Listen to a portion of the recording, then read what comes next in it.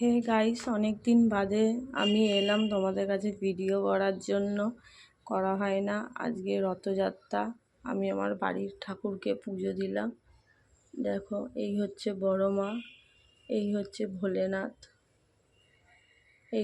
ওইটা হচ্ছে আমার গুরুদেব, এই হচ্ছে গপু, এই একটা গপু, এই হচ্ছে জয় জগন্নাথ।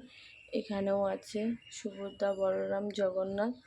আজকে আমি এইভাবে পুজো দিলাম আমার ঠাকুরগুলোকে। আরও কিছু করার ইচ্ছা ছিল, কিন্তু সেইভাবে করা হলো না। জাস্ট মিষ্টি মালা দিয়ে শুধু পুজো দিলাম ওনাদেরকে।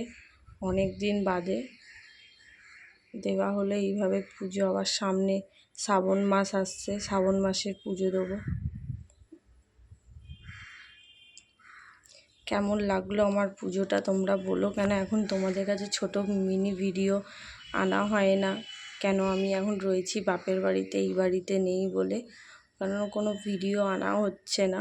তো একটুখানি পরিস্থিতিটা ঠিক হয়ে যাক, তারপরে আবার তোমাদের কাছে ছোট ভিডিওগুলো নিয়ে আসবো।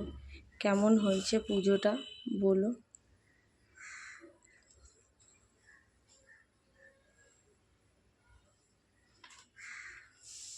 এই জগন্নাথটা আমাকে আমার ঠাকুমা শাশুড়ি পুরী থেকে এনে দিয়েছে, এটাও এনে দিয়েছে।